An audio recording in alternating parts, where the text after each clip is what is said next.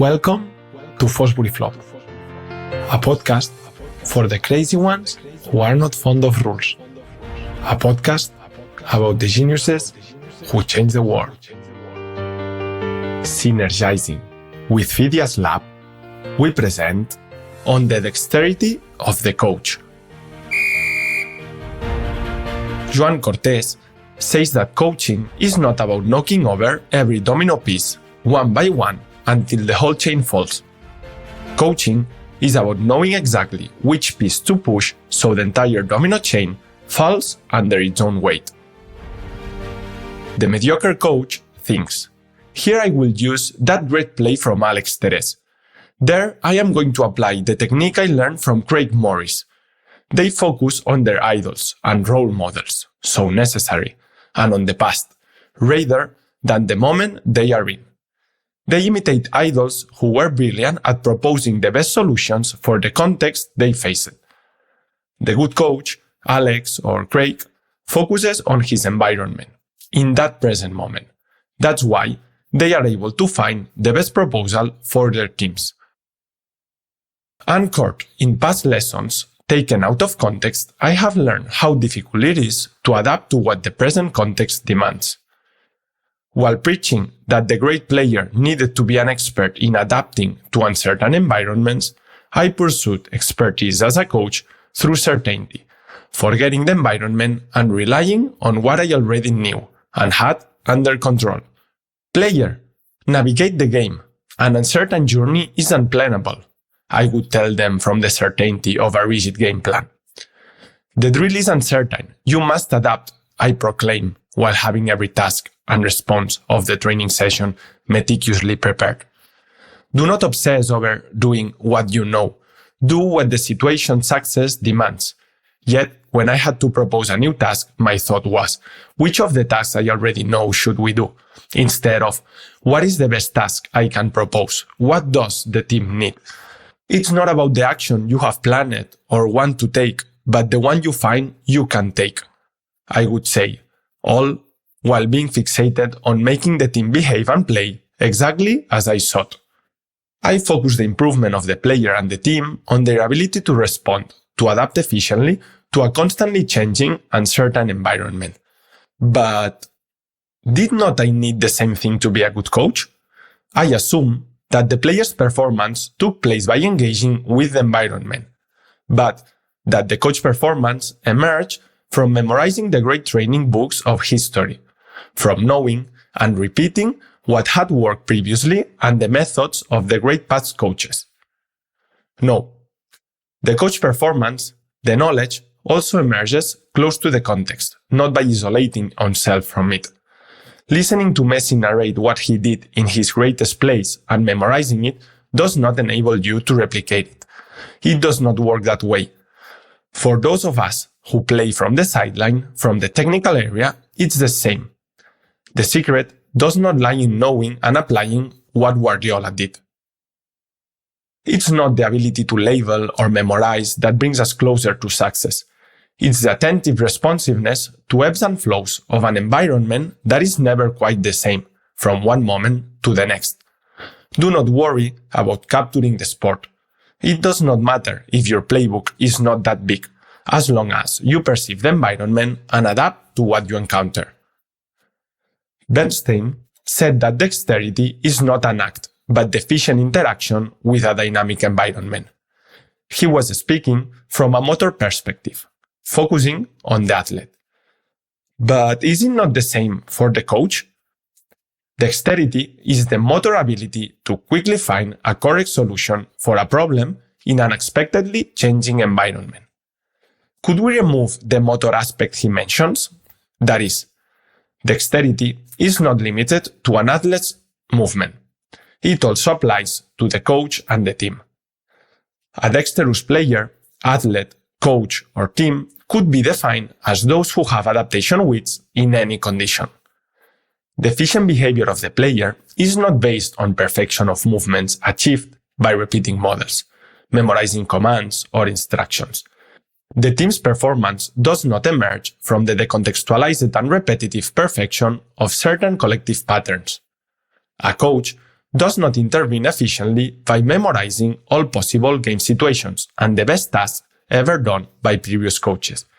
Efficiency in the behavior of the player, the team, and the coach emerges when there is an attunement to the decisive possibilities of action in the environment they are in, when they perceive their surroundings, the meaningful information, and provide the best response in that situation, what is relevant, what the context requires.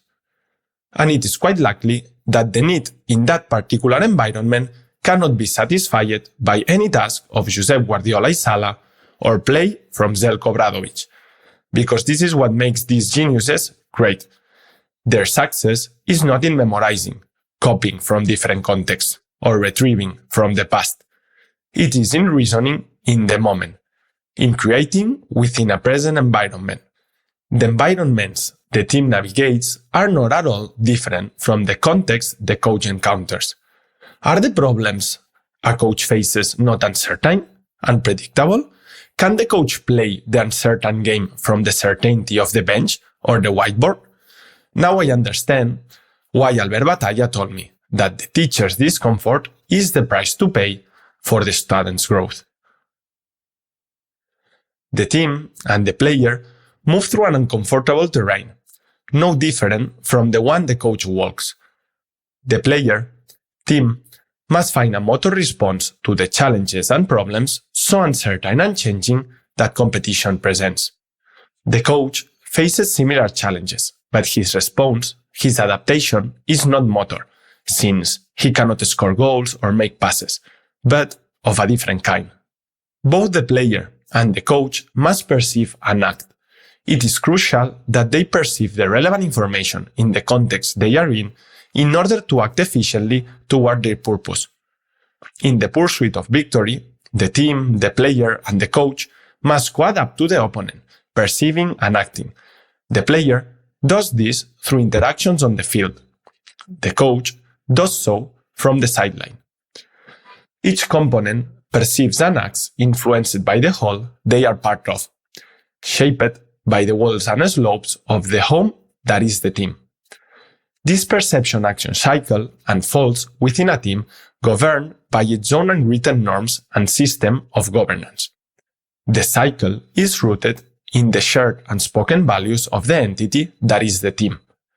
The perception each component transforms into action is guided by a purpose the group seeks to achieve collectively.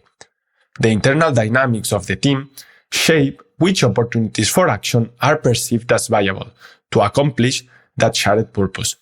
A shared purpose that tells every component interacting, perceiving, what the team has agreed is good and what is not, what one can do and what one cannot. Because it's not just those playing on the field who perceive and act. From the sideline or the training ground, the coach lives through the same perception-action cycle.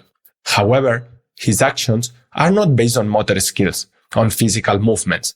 His perceptions transform into tasks, interventions, silences, norms, proposals, tactics, challenges, questions, reprimands, all aim at making the collective as efficient as possible. The foundation of the behavior, however, lies in the perception of the environment in which the team is immersed. It does not stem from the knowledge of the contextualized past experiences. That is, a mediocre interior designer might base their work on visiting a store after a store to find the best fit for their clients' demands.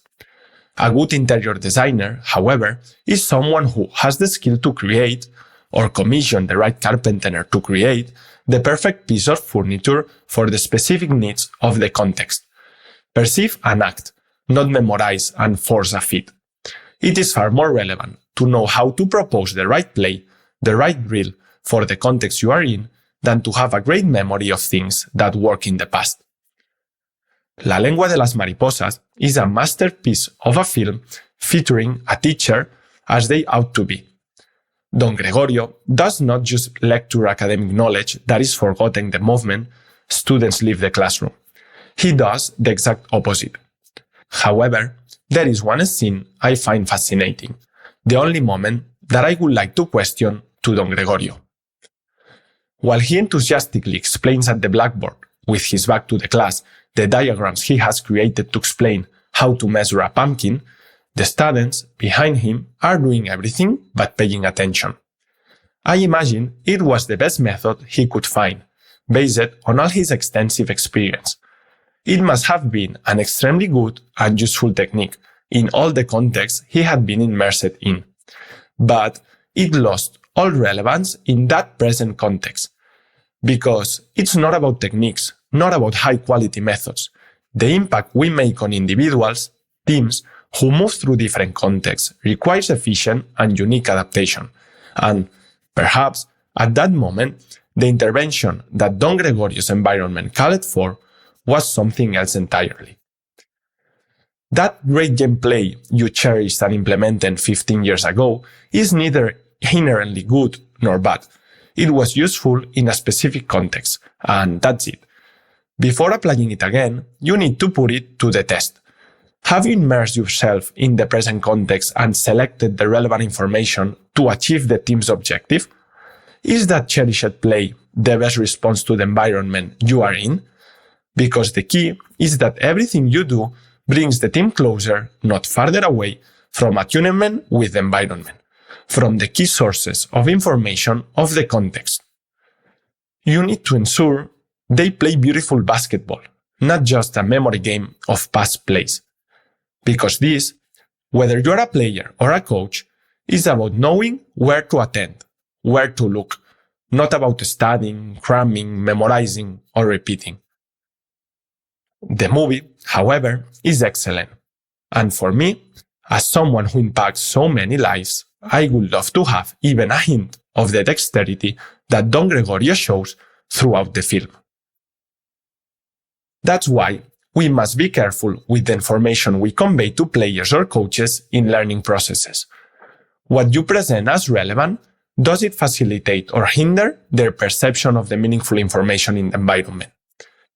Coach, be cautious with over-cognitivizing the game and your desire that every player on the team can explain verbally the tactical reasons behind your play. Knowledge about tactics, independent from lived experience, has no value. Similarly, as an instructor of coaching courses, beware of the decontextualized information you provide, assuming it will aid aspiring coaches in navigating the uncertainty of daily training challenges. Do not overwhelm players, teams, or coaches with knowledge about the game. Do not steal from them the opportunities to grow their own knowledge of it. Because coaching is not about memorizing knowledge about a past environment, but about living a new environment. Memory and instruction do not guarantee the discovery and attunement to the key sources of information in the environment that bring you closer to what you want, which, whether you are a player or a coach, is what will lead to performance. In fact, many coaching books and courses from federations that, supposedly, look out for sports and its development take you farther from this. They do not prepare us to perceive and act, but to cram and regurgitate. It's not about controlling, classifying, labeling, or storing. It's about the meaningful responsibility in crossroads we have never encountered before. It is the dexterity, the skill of the player, the coach, the physiotherapist, the team, to provide an adequate solution for the team in an unexpectedly changing and challenging environment. It's about becoming more efficient and less constrained by the environment, whether you are in the starting 11 or in the technical area. It is not a trait you are born with, nor is it a luxury for a selected few. It is the ability to interact efficiently with a dynamic context. The dexterous coach makes every intervention, active like an instruction or passive such as saying nothing, adequate for the posed problem in the context. The dexterous coach is not the one with the fullest folder, nor the one who knows all the techniques or tactics, but the one who masters the attunement to the environment, the efficient adaptation according a governing purpose. The intervention of the dexterous coach, session design, proposed game model, does not emerge from past memory but from their current perception. And once they have intervened, preparing and proposing the training, they remain alert, perceiving and acting, like the governor of a citadel, overseeing their domain from above. Perceiving and acting does not mean over-intervening, causing harm through iatrogenics. It means staying awake, constantly assessing, and intervening actively only when necessary. Only if what you plan to do is better than doing nothing, because doing nothing is also a form of intervention, and doing nothing is far, far better than causing harm. It's a bit like when to speak or shut up. If what you are going to say is not more beautiful than silence, do not say it. Keep it for yourself. It's not about reading Herr Pep or The Art of War and following them to the letter. It's about having an efficient relationship with the problems, needs, and specificities of the environment that, at every moment, the coach is part of. And if this contextual search for efficiency there is an ideal lesson from Josep Guardiola Isala or Sun Tzu, take it. But do not examine the finger when the wise man points at the moon. The secret is not what they did, but in what they perceived to act in that way. Do not let what happened to some coaches of Catalan athletics happen to you. When the back squat was all the rage, one of the best discus throwers in the world came to train in Barcelona. Many Catalan coaches went to see him and were surprised to find that in the gym he was doing front squats, not back squats like every other athlete. All the athletes from the coaches of that group who had attended the discus thrower training sessions started incorporating front squats into their own trainings. After all, if the best in the world was doing it, sometime later, this thrower returned to Barcelona, and to the surprise of many, he was no longer doing front squats. He was back to back squats. One of the Catalan coaches, finally, approached his coach and asked why they changed the bar position, why not front squats anymore. The humiliating response was, "Oh, his shoulder injury has healed." Because coaching is not about copying, keeping, adding, and repeating a vast collection of recipes, drills, plays, techniques that have worked in the past and methods from the world's best coaches fresh in your memory, ready to be applied. Coaching is not that at all. For a true coach, coaching is about adaptation. It's ultimately about knowing exactly which domino piece to push so the entire chain falls under its own weight.